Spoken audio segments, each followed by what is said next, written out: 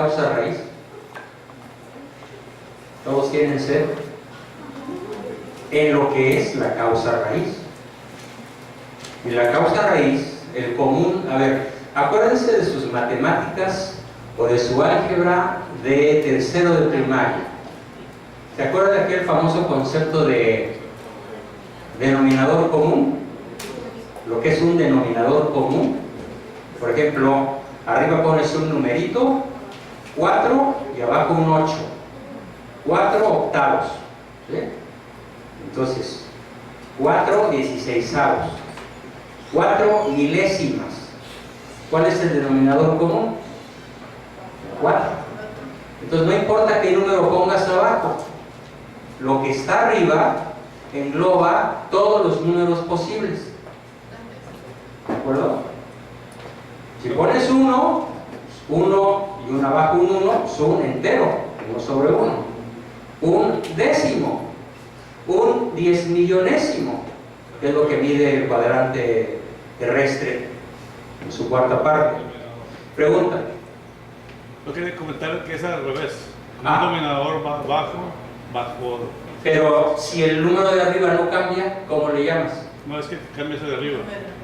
No, pero yo no quiero cambiar el de arriba.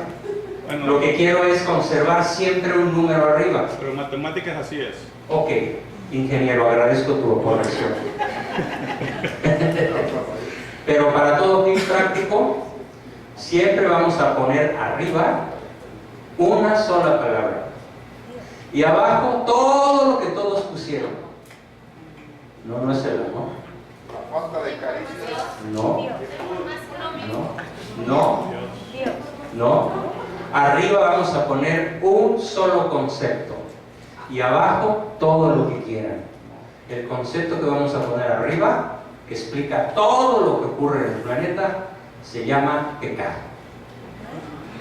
Pecado. El pecado. Así de simple y así de complejo. Ahora vamos a definir qué es eso de pecado. Se come, vuela o se arrastra. Se huele, se embarra, se unta o se inyecta. Pues todo eso, ¿sí? Todo eso junto. Se come, se embarra, se huele, ¿sí? Se inhala, se compra, se vende, se arrastra, no se diga, ¿sí? Se lee, se habla, se hace, se piensa, se decide, se ejecuta y se llama pecado. Pero, ¿por qué un psicólogo que no es sacerdote? Bueno, algunos me dicen padre, entonces hago una pequeña aclaración, sí, pero de 9. Sí, soy padre, pero de 9. Y abuelo de 22, para los que se junten todavía este año. Sí. Entonces, sí, es una explosión demográfica muy divertida, ¿bien? Sí, maravillosa. Entonces, pecado, ¿por qué un psicólogo tiene que hablar de pecado? Lo voy a explicar. Y por eso a muchos les dije, por favor ven aunque llegues tarde. Y veo que me hicieron caso. Gracias. Veo el techo para que nadie se sienta por aludir. Pero muchas personas que me interesaba que estuvieran aquí y escucharan esa explicación, aquí están y me siento muy honrado con su presencia. Sin demeritar la de todos los demás. Que están aquí a pesar de que no les calé las orejas para que vinieran. Nada más mandé la invitación.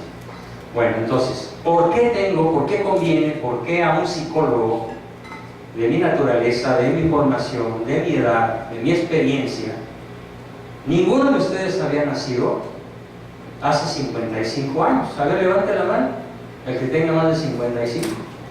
No, tienes como 40, ¿no? Pues, Beatriz. Bueno, pero eras una bebé, ¿no? Hace 55 años, ¿y qué creen? Yo ya era psicólogo. ¿Sí? Yo terminé a los 20 mi licenciatura.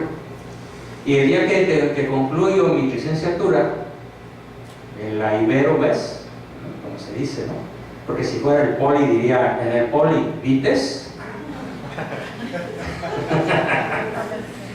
Me acerco al director general de la carrera y le digo, oiga profesor, pues, ¿qué cree? Me siento muy mal. ¿Pero por qué, Juan Bosco, si coronaste con éxito un esfuerzo de 4 años?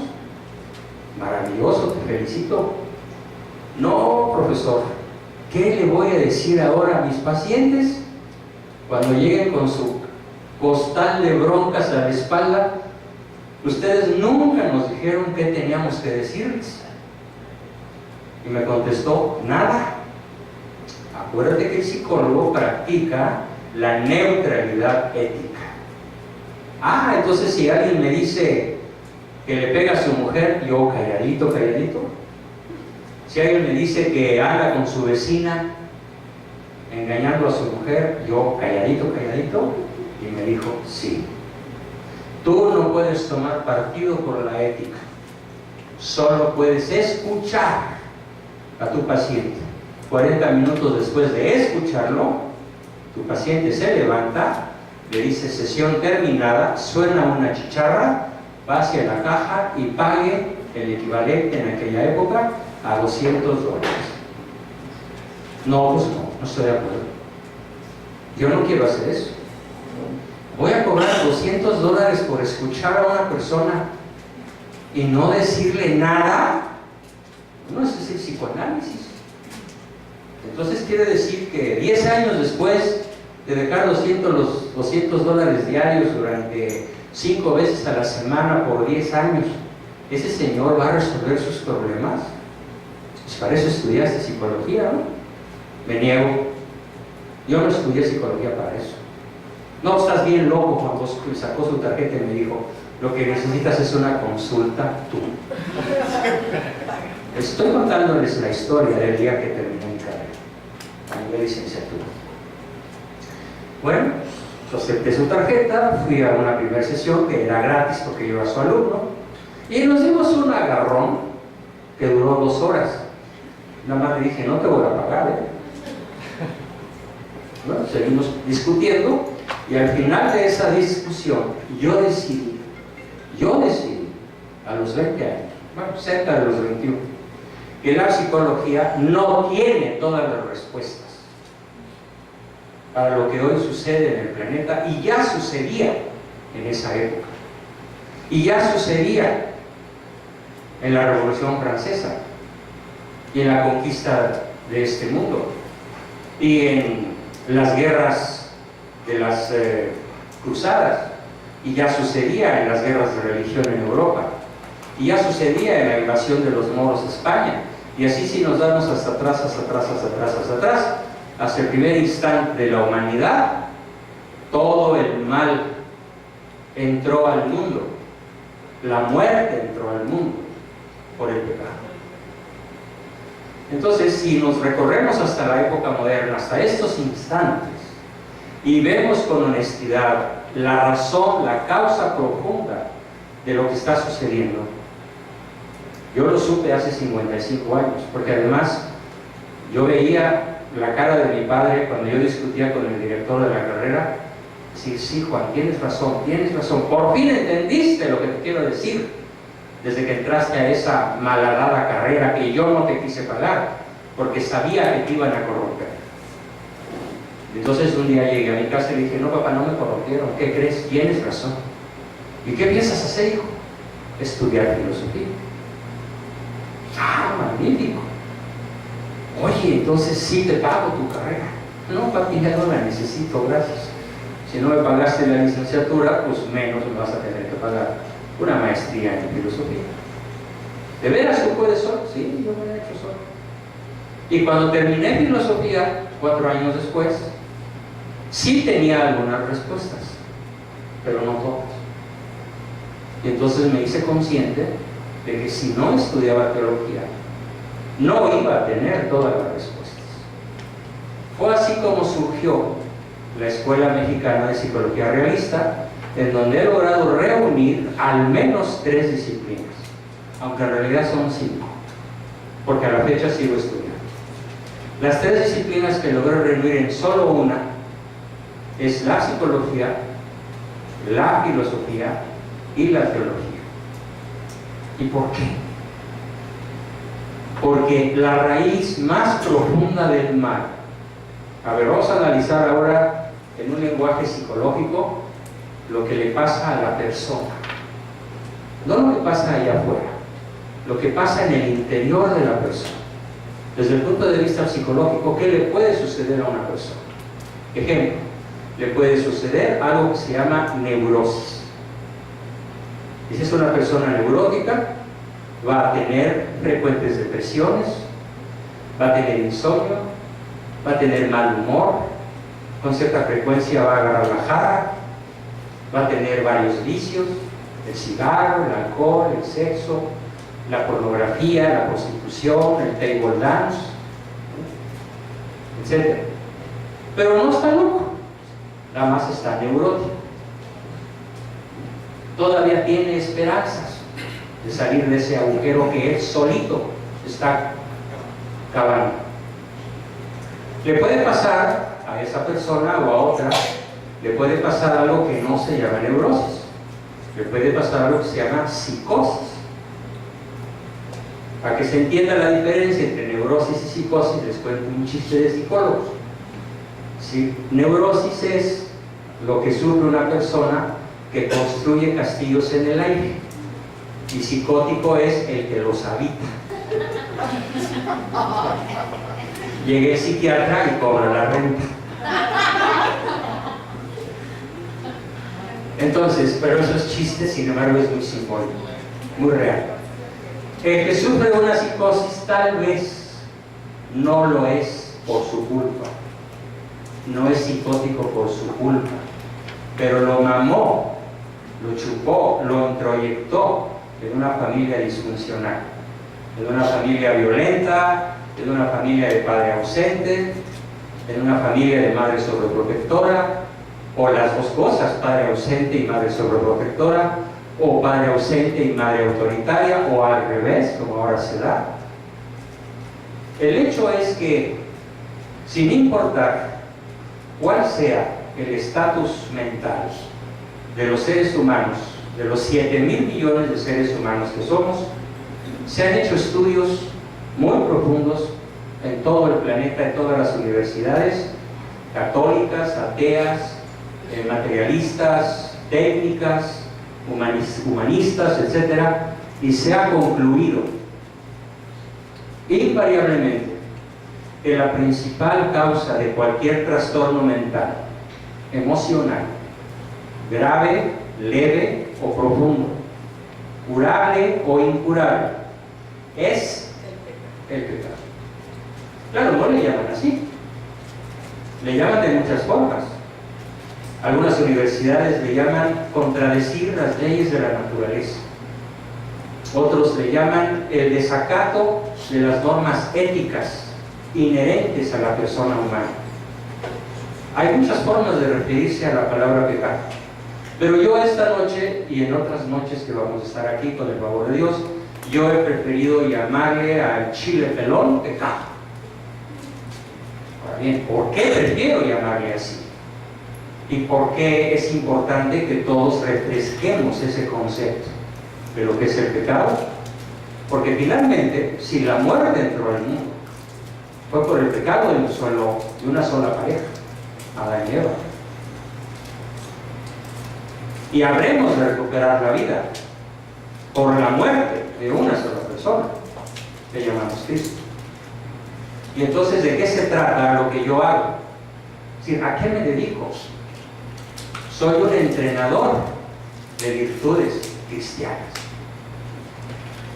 No soy un conferencista, nada más. Sí lo hago como ahorita.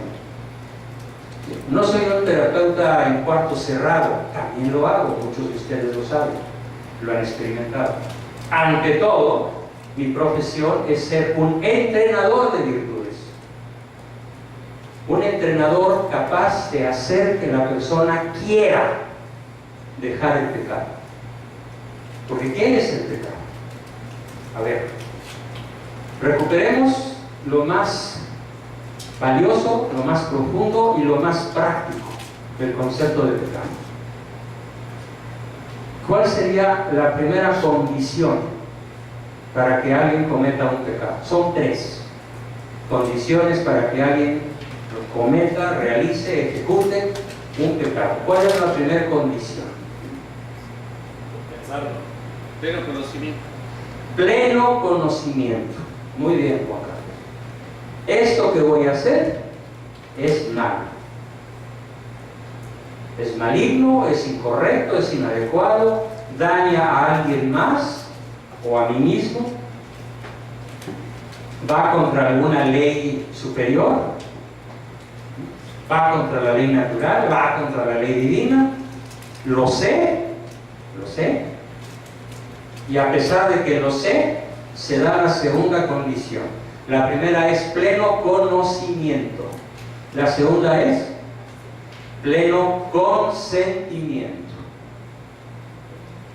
Porque tú puedes saber que algo es malo, pero ¿qué pasa si sabiendo que es malo no lo consientes? Sí, sé que es malo, porque todo lo que es malo o me gusta o embaraza, o engorda, o hace daño. Sabes que algo es malo. Segundo para que haya pecado, lo consientes con plena advertencia. Sí quiero, solo se vive una vez, con esta chava hasta el infierno, y me monto en ella, no importa que sea la hermana de mi mujer. Ahorita estoy manejando varios dramas así. Es más, el caso más terrible que me ha tocado manejar es el de un papá de 55 años que tiene una hija que es una Miss hermosísima, de la cual abusó sexualmente desde que ella cumplió 11 hasta los 18. Fue su amante. Y él sabía que estaba haciendo algo brutal y lo consentía y lo disfrutaba. Y hoy su hija está en un hospital psiquiátrico, enloquecida, con una psicosis profunda por el pecado de su padre. ¿Hasta qué punto fue ella responsable? A los 11 años. Yo diría que nada, o casi nada. Y mucho menos ahorita, que sufre periodos de psicosis profunda, en donde ni los medicamentos más avanzados pueden regresarla, al menos no todavía, a la realidad. Entonces, el papá, ese señor monstruoso, sabía lo que estaba haciendo, lo consentía, lo disfrutaba y lo ejecutó durante casi 7 años seguidos. Y provocó en su hija tal vez una enfermedad irreversible. Eso es un ejemplo extremo de lo que sucede realmente cuando una persona advierte, consiente y ejecuta. Entonces, el pecado es el acto libre, consciente, con advertencia de que algo es contra la ley natural o contra la ley divina, y acepto realizarlo libremente. El pecado es un acto libre. Eso quiere decir que podríamos no cometerlo. Aquí es el momento de advertir una cosa. Yo no puedo absolver sus pecados. No soy sacerdote. Pero sí puedo curar las consecuencias de haberlo cometido. Eso sí. Y el sacerdote puede dar solución. Pero el sacerdote no es el profesional indicado para curar las consecuencias de ese pecado. Ya, esta niña, en manos de un sacerdote, por santo que sea ese sacerdote, no puede hacerle nada favorable en términos de salud mental.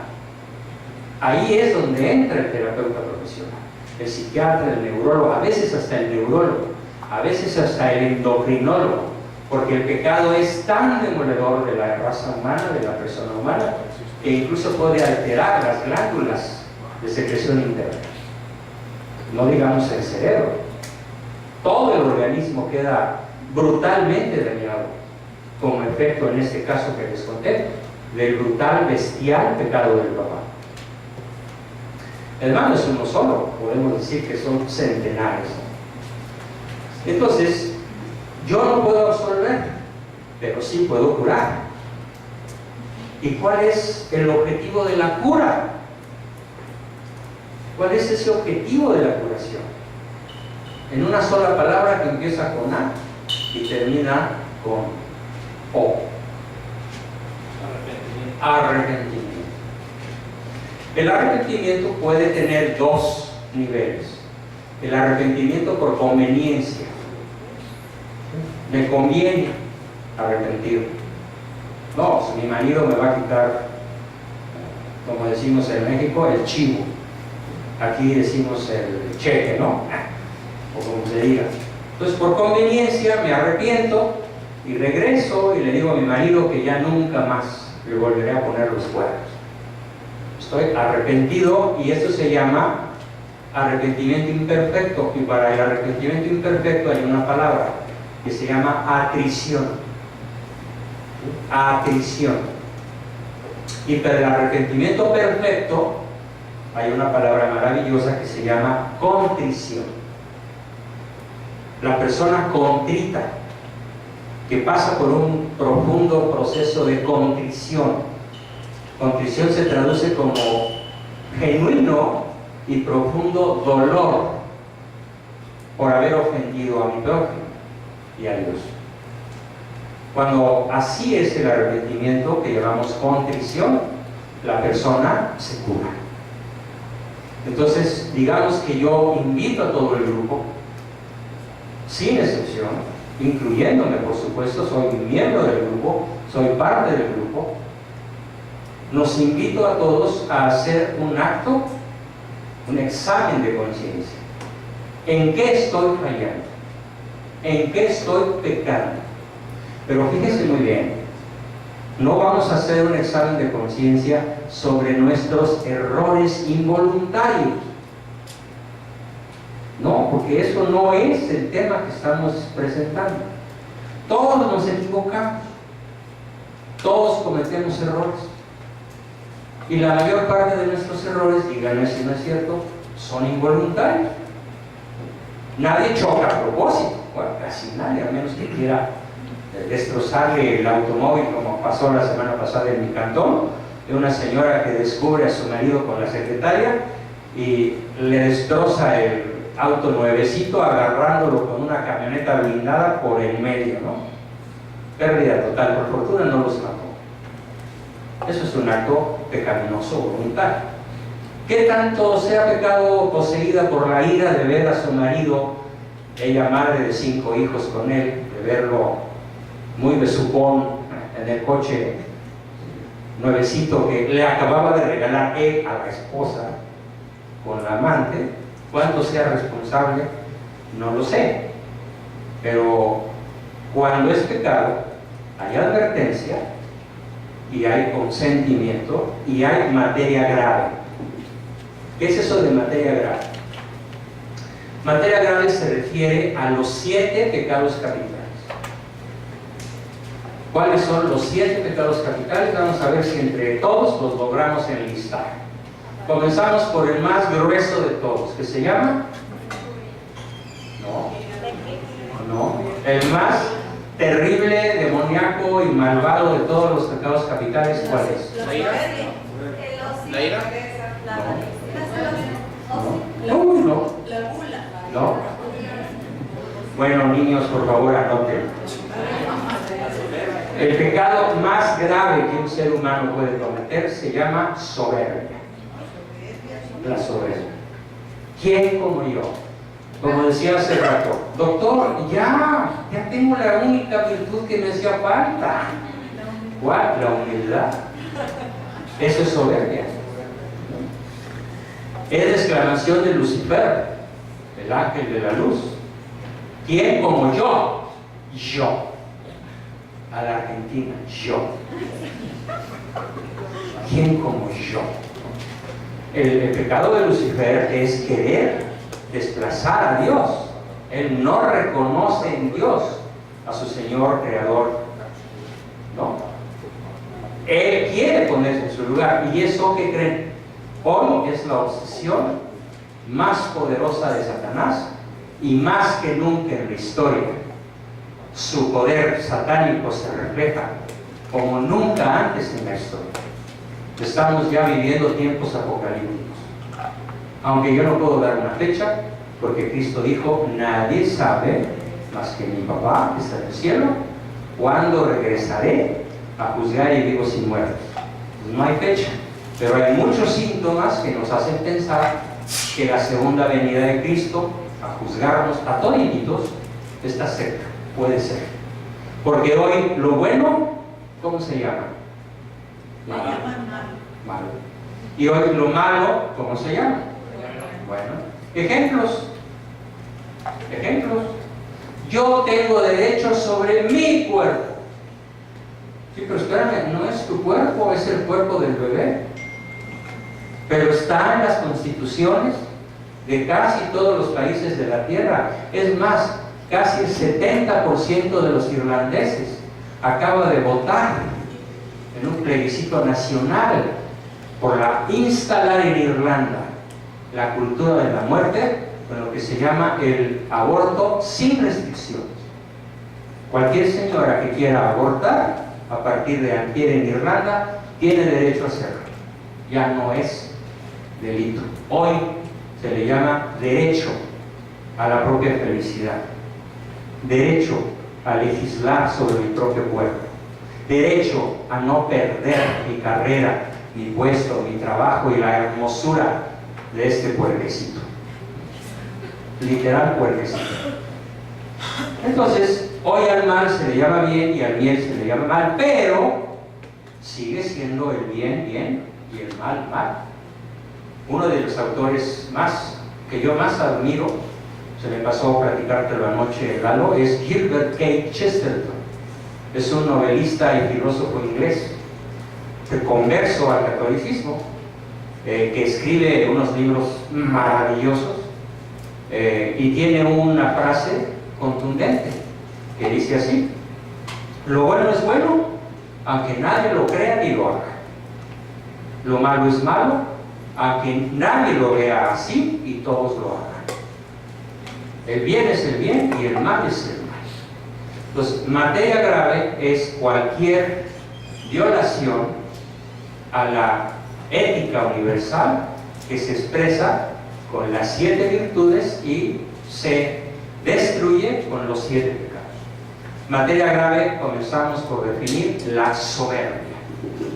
La soberbia es el pecado que nos hace creernos superiores a los demás. En ciertas cosas, sobre todo. O que sin ser superiores a los demás, creemos ser. Y entonces pisamos, ofendemos, humillamos, agredimos, los vemos por encima del hombro. Un soberbio se distingue muy fácilmente cuando dice: hombre, mira de tal, qué naca. Ya sé quién es el naco, el que piensa que los nacos son los demás. No estoy bromeando, es muy en serio. El que desprecia al prójimo, el que se ve superior al prójimo, ese es el que comete el pecado de soberbia. Ya en la situación individual, resulta muy difícil juzgar cómo está el fuero interior del que comete ese pecado, pero lo que sí podemos hacer es echar una mirada hacia adentro. No echen la mirada sobre el prójimo, echen la mirada sobre cada uno de nosotros, cada quien sobre cada cual. Y no me vayan a salir con la frase de Judas, ¿no? ¿Acaso soy yo maestro? Porque les voy a decir, pues ¿cómo ves que sí? Primero, segunda materia grave, pues tenemos la soberbia. ¿Cuál sería el siguiente? Ya su orden no importa mucho. Algunos ponen, muchos autores ponen como el siguiente pecado capital, materia gravísima, la ira. ¿Y por qué? Ponen la ira como un pecado capital casi tan grave como la soberbia, porque, fíjense muy bien, la ira extermina las 2 facultades humanas principales. El que tiene ira deja de pensar. La ira ciega la inteligencia. La ira nubla la inteligencia y aniquila la voluntad. ¿No es cierto que a todos nos ha pasado que cuando... ¿Y por qué me dijiste tan feo? ¿Por qué me dijiste tan horribles palabras? Ay, es que estaba enojada, vieja, no me hagas caso. Pero ya soltamos la palabrota iracunda y sucede, una vez que soltamos esa palabrota, ¿sí? Perdón, aquí está, que yo le digo a la persona, muy bien, a ver ahora, alízalo y déjalo como estaba. No se puede, aunque lo planches, ya le rompiste las vetas al papel, ya le rompiste el sistema nervioso central a tus hijos, a tu mujer, a tu esposa, a tus padres, por tu iracundia. Es materia grave. Ser una persona enojona, agresiva, malhumorada, chacorta, mecha corta, pues. Nomás te volteo a ver, ¿qué te traes? ¿Qué? Como el señor aquel que se va a confesar y el padrecito le dice, ¿qué, hijito? Y el tipo, ¿qué de qué, padre? ¿Qué de qué? Entonces, ira nubla la inteligencia y extermina o paraliza la libertad, la voluntad. Ya después de que te dejas llevar por la ira, las acciones consecuentes a la ira ya no son responsables. Pero entonces, ¿cuándo se da la materia grave? Cuando adviertes y consientes el acto iracundo antes de estar prendido como cohete. ¿Acaso no lo hemos advertido muchas veces? ¿Y acaso no nos hemos dejado llevar por la ira sabiendo que vamos a ser terriblemente ofensivos? Bien, ese es el pecado. ¿Y cuáles son las consecuencias de la ira? No, ya hablaremos de eso, tanto para mí como para el robo. Tercer pecado de materia grave, ¿cuál podría ser? La lujuria. Antes que la lujuria. La lujuria está colocada, de una vez se los digo, en último lugar. Dante Alighieri la pone en último lugar en su Divina Comedia. Y les voy a explicar por qué. Pero en tercer lugar, ¿cuál pondría yo como psicólogo? No, la pereza. La pereza. Porque para ser perezoso no se necesita esforzarse. Para ser avaro y funcionar como avaro se requiere ser muy trabajador. Los ricos de este planeta, aunque sean usureros, rateros, ladrones y señores de la guerra, les ha costado mucho trabajo juntar su lana. Que hoy saben de qué tamaño es la riqueza de los grandes banqueros. Es el 98% de la riqueza de la tierra. La tienen solo 11 familias. Su trabajo les ha costado a lo largo de 6.000 años de historia. Entonces, no. La avaricia no es el más grave, la lujuria no es el más grave después de los que ya mencioné, que son la soberbia, la ira. Como psicólogo les puedo decir que yo me enfrento en México, y en cierta forma aquí también, a un país de perezosos. Como les digo yo, eres el hombre del mañana. Mañana empiezo mi dieta. Mañana preparo mi examen. Mañana hago los pendientes. Mañana, y mañana aparece el mismo letrero. Hoy no, mañana sí. Y saben, de cada 100 niños que empiezan la primaria, ¿cuántos terminan? 40. Y de esos 40, ¿cuántos terminan la secundaria? 10. Y los que entran a la prepa, ¿cuántos de cada 10 terminan la prepa? 1. Y de cada 100 que empiezan una carrera universitaria, se reciben 12. ¿Por qué? Hay una palabra muy mexicana que prefiero no referirme, pero que huele a producto bachoco. Es producto de gallina. Eso, gracias por decirlo. La pereza es el vicio capital mexicano por excelencia. Oye, ¿ya leíste el libro completo? Ya lo empecé, voy como en las 70. No, hombre, es campeón mundial, ¿verdad? No quiero hacer sentir mal a nadie, pero si yo aquí hiciera la pregunta, a ver, ¿tienes mis libros? Sí, doctor, ya se los compré los dos. ¿Cuánto has leído? Hijo, niétole y abuelo. ¿Por qué? ¿Porque no tienes tiempo? No, por perezosa. O sea, ¿qué te sirve tenerlos ahí adornando el librero? Los quiero aquí, sus neuronas, ayudándoles a tomar decisiones. Para eso me quemé las neuronas durante muchas décadas. Entonces, la pereza.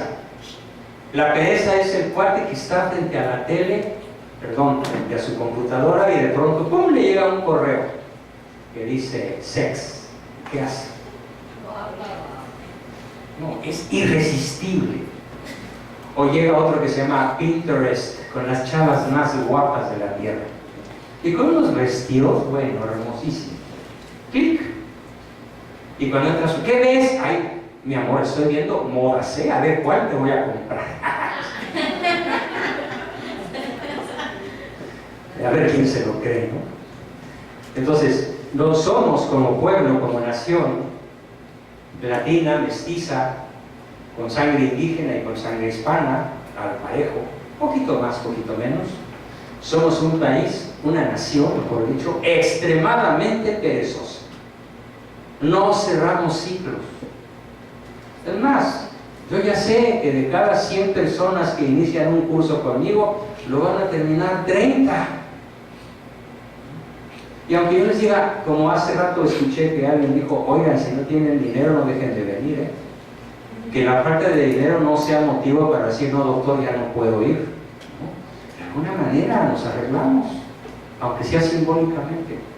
Mi misión no es facturar, mi misión es entrenar personas virtuosas y entrenar personas que decidan abandonar el estilo de vida basado en el pecado, cualquiera que éste sea.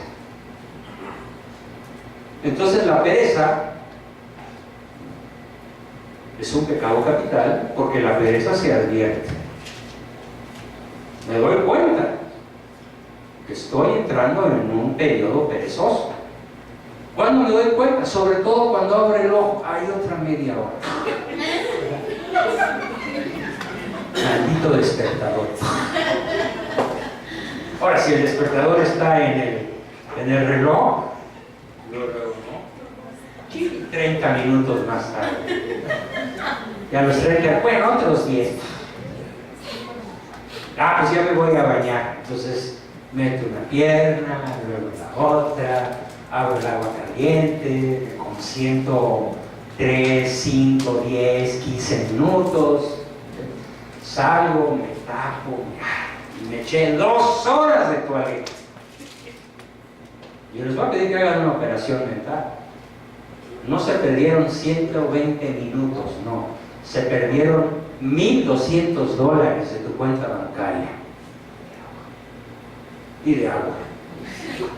Y de luz. Y la señora, ¿qué haces, mi amor? Ya te tardaste. Ya voy.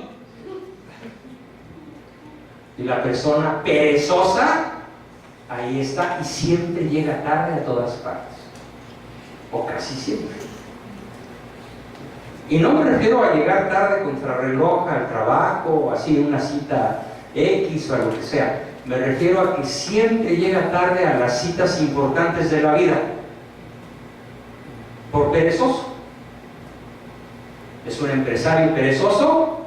Bueno, pues un empresario mucho menos inteligente, mucho menos brillante, le va a decir, quítate que ahí te voy, con solo ser lo contrario de perezoso. ¿Cuál sería la virtud opuesta a la pereza? ¿Cómo se llama? Diligente. Mira, muy bien, bravo, felicidades. La persona diligente, la persona que vive la diligencia, no la de John Wayne, aunque por eso se llamaba así, porque la diligencia, cuando llegaba el carro con 8 caballos, todos cansados, abrumados y a lo mejor hasta con flechas de indios en la panza, cómo estaba ese carruaje, listo. Nada de que ahorita lo ensillo y ahorita pongo los caballos y ahorita ponemos el agua y la comida. No, llegaba la carreta ya medio derrotada y desvencijada, y el relevo estaba en la actitud perfectamente diligente para realizar una hazaña histórica que, a pesar de su crueldad, no deja de ser una hazaña. Me refiero a la conquista del oeste, y se hizo a base de personas diligentes, aunque sería más interesante ver cómo se hizo la conquista de México, mucho más diligente. Ya en un momento dado les contaré algunas anécdotas maravillosas.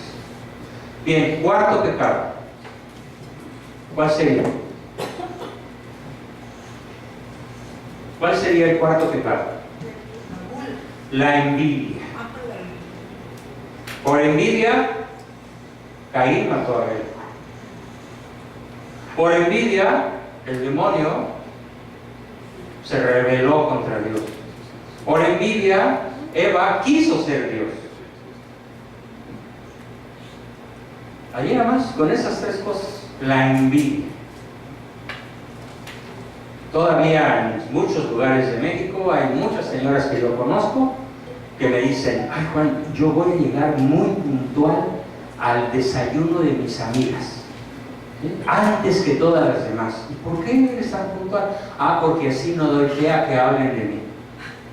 Y voy a ser la última que se va, porque así tampoco doy chance a que ya viste cómo viste de venta de garage, de envidia o de coraje. Entonces, la envidia, ¿cómo se define la envidia? Fíjense qué interesante. Envidia es la tristeza por el bien ajeno. Wow. Envidia, tristeza por el bien ajeno. ¿Y esto qué creen, queridos amigos? Se da mucho entre parejas. Entre las parejas. El varón no resiste que su esposa gane más que él, o tenga más jerarquía profesional o académica o empresarial, aunque trabaje en otro lugar. Envidia. ¿Qué sigue? La gula. La gula, que es otro deporte nacional. El 80% de los habitantes de México tienen sobrepeso mórbido.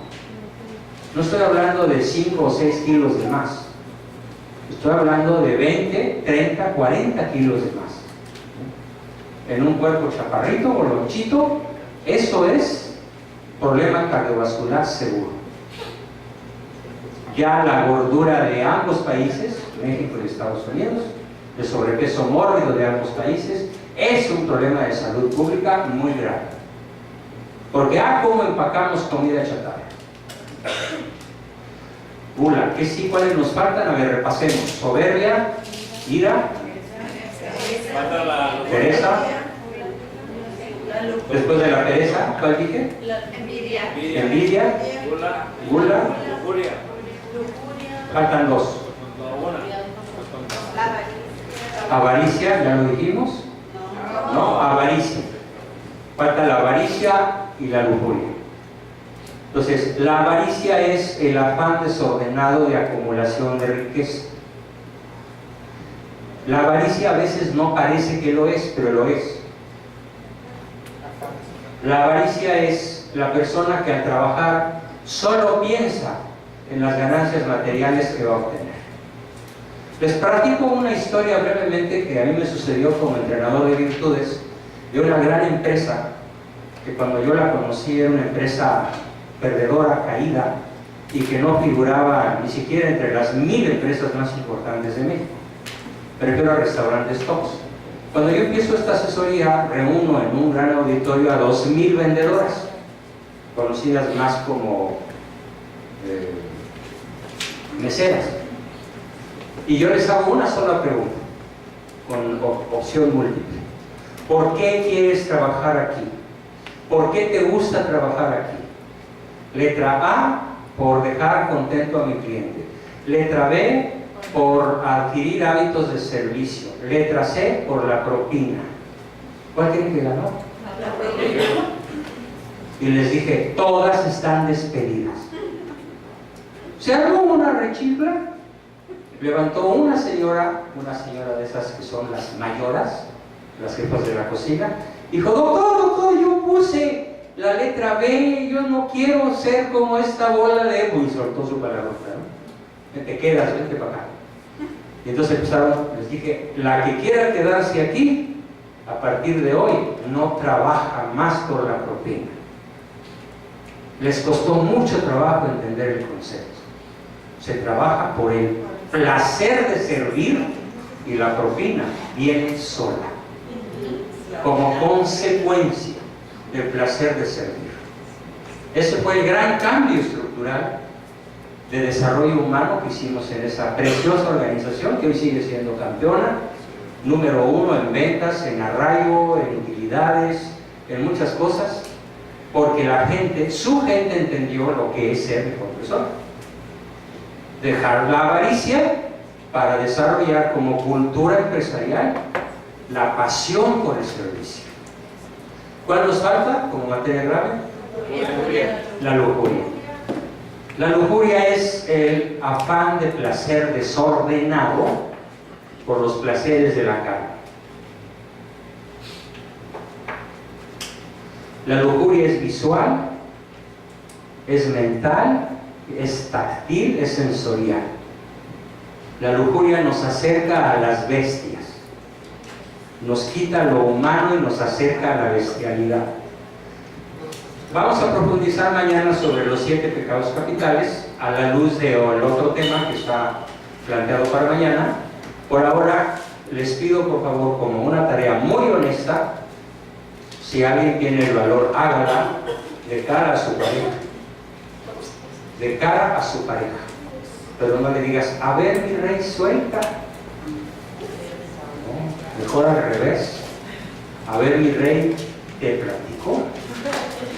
¿Cómo estoy yo? ¿Qué percibo yo en mí? ¿Qué me hizo pensar esta sesión? ¿Cuál es mi debilidad principal? Lo más difícil, sin embargo, es imbuir la conciencia de pecado en los jóvenes actuales. No es difícil imbuirla en sus padres. Hasta cierto punto es fácil, pero imbuirla en ellos puede llevarme una labor de años enteros. Yo les pido a todos que si siguen el camino del combate al pecado, del amor por la virtud, les prometo que a un resultado, tarde o temprano, será que su prole se dé cuenta de que algo extraordinario está pasando. Mi mamá ya no grita, mi mamá ya no se enfurece, mi mamá ya no me juzga, mi mamá ya no se va y da un portazo, mi mamá me tiene paciencia, mi mamá escucha mis necedades sin alterarse. Y si ese chavo de 13, de 20 y hasta de más años se da cuenta de que mamá o papá o ambos están desarrollando virtudes capitales, grandes virtudes, ¿qué creen? Es la única esperanza real que tenemos de poder incidir en la salvación de nuestros propios hijos, en esta y en la otra vida. Con eso terminamos y muchísimas gracias por la asistencia, que es mayor que lo que yo pensaba. Me honran muchísimo con su presencia, de chile, de dulce y de manteca, de todos los grupos que he tenido por aquí, ¿sí? Y Juan Carlos, ¿quieres por favor cerrar con la oración? Nos ponemos de pie, por favor, y nos vemos mañana puntualazos aquí mismo, 7:30, y como ven hay espacio suficiente para que traigan más invitados.